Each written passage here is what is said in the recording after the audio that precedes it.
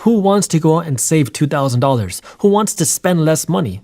We want to buy more nice things. But unless you can control the spending, unless you know how to save, you will never build wealth.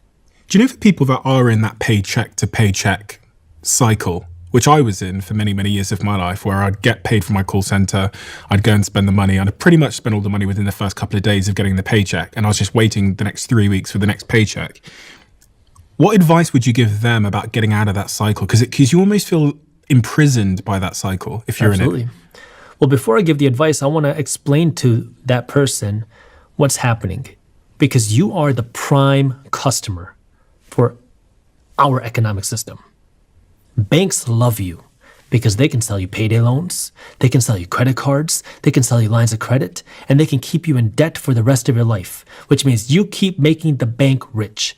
Corporations love you because you're not going to think twice when we show you this nice bag, when we show you this nice vacation. You're going to want the stuff, and so we love selling you the stuff. The government loves you because you're going to pay the highest taxes.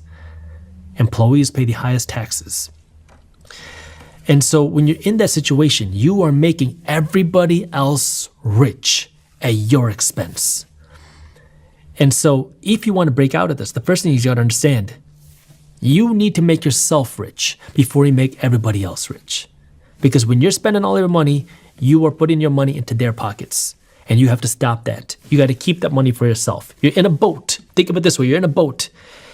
And this boat has water just flowing in, and you are sinking. And you got to start by sealing the holes. You got to stop the water leaving this. You got to stop the water coming in. You got to stop the bleeding. And that means you got to stop the spending. So if you are in what I call the financial danger zone, which is you don't have $2,000 saved up for an emergency, and you have credit card debt. If you are in that situation, you are in the financial danger zone, and you have to make drastic changes. That means right now, no more eating at restaurants. No more vacations. No more doing anything that doesn't put money in your pocket, and no more Netflix.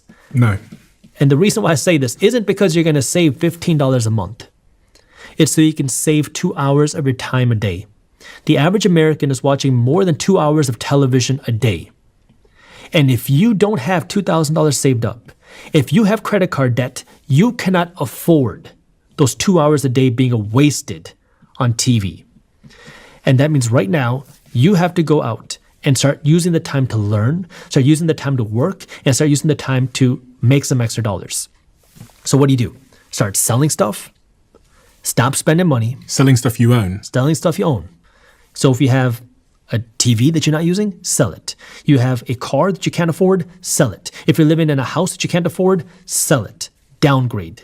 Move smaller. And then work to earn more money. I've got to say, the couple of things that I came to mind as you were saying that, and funnily enough, I put myself in the shoes of 18-year-old Stephen Bartlett when I was in that small apartment with 3 or 4 immigrants in Moss Side, Rusholme, and I was, my rent was nothing. My rent was £150 a month, which I could not afford and I could not pay, and I was intermittently working between call center jobs, and whatever money I got, I spent. And part of the reason I spent it, Jaspreet, is because, like many people watching, especially men who sometimes feel the need because of the way society is, I was trying to get laid at the same time. And it's hard when you're a young man, and I say young men in particular because the stats do support the fact that there is an expectation that men pay. When you're a young man, it's particularly difficult to do all of these things, to cut back and also get laid. And what am I going to do? Defer getting laid for 10 years? When I say laid, I'm really saying meeting someone and falling in love and having a life.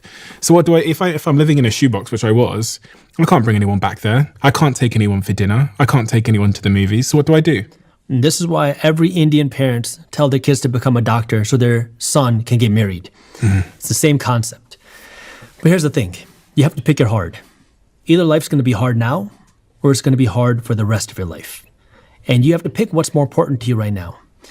And, if we talk about balance, if you want to have a balance of everything where you want to find a girl, and you want to make money, and you want to stay healthy, you are dividing your attention everywhere. I'm not saying it's impossible, but very few people can actually do everything all at once.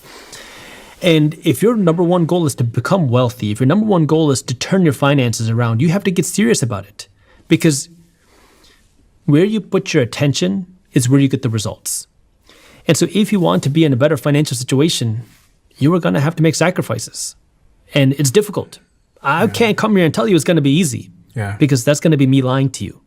I got to be honest, I did make a sacrifice. And for me, the sacrifice was I started a business. And frankly, that meant that I didn't have time to be going out, getting laid or meeting people or socializing. But my story arc ends with it going well. And then the romantic situation taking care of itself many years later, once it had gone well, because I was so focused on myself. And it's funny, there is a bit of a paradox to life that the more you actually focus inward, the more you become a magnet. Yeah. And the more I focused outward, the more I pursued and chased and sort of neglected myself, the more harder it was to get people interested in me. Yeah. And, I also want to say that when I talk about building wealth, I'm not talking about becoming a money hungry, just money greedy, this evil person that just cares about money. That's not what I'm talking about, because I want you to live a holistic life, because money is just one part of your life. But the second part to that is I'm not telling you to never enjoy life. I'm telling you to make a sacrifice for a period of your life. That way you can enjoy the rest of your life and never have to worry about money again. It's hard for us to naturally see life as seasons, especially when we're looking forward. When we're looking back, it's very easy to say, that was that season. Like I can sit here now and say, that 20 to 25 was that sacrifice everything in my life to make myself something season. Mm-hmm. And then 25 to 30 was like building and learning. And then I now, can think of, it's easier actually now to think forward in seasons now that I've been through some seasons. But for someone that hasn't been through seasons in life, it's hard to think about life in those terms. I now think of my life in these 5-year seasons. Mm-hmm. And that helps me to say even have conversation with my partner where I go, this is the season I'm in. And it will last probably roughly this long. And I'm going to sacrifice these things and prioritize these things in this season. Mm-hmm. But it's hard for people to understand this idea. It's difficult. And that sacrifice is difficult, especially during a time where everybody's showing off everything on Instagram. Mm. You look at your friends who have a crappy job, but they're driving around in nicer cars, going on better vacations, going to the nicer restaurants, and you're thinking, what did I do wrong? And then especially if you're a guy, you have a girlfriend, you have a wife, she's going to say, how come they keep getting to go to Cancun? They keep going to these nice restaurants. How come you can't take me to these nice places? And now you feel like you're doing something wrong because where is this discrepancy? The reason why I call my show The Minority Mindset is because I'm a big advocate of not doing what the majority of people do. The first time I made $1 million in a year, I was in my 20s. I was driving a car worth $500. It didn't have a bumper on it. It was not pretty.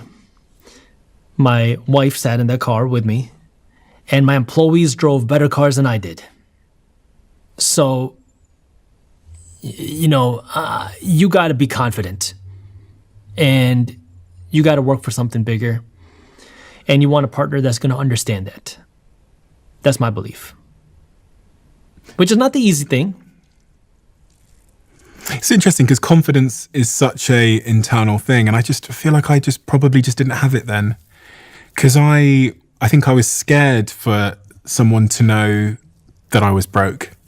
I was so scared for someone to know that I was broke that I just didn't entertain romantic relationships. And that is the reason why so many people will go into debt to buy vacations, to buy things, to buy stuff, to look rich. And ironically, that's the key thing that keeps so many people poor for the rest of their life, is because they're scared to look broke. And now when you try to look rich, that's the thing that's actually keeping you broke. If you enjoyed this clip and you want to continue your financial education journey, I have another video that I think you'll love. All you got to do is click that button right over there. And for those of you who want to stay up to date on the top finance and business news, you can join Market Briefs, my free financial newsletter, by clicking that button below. Thank you for watching, and I'll see you in the next one.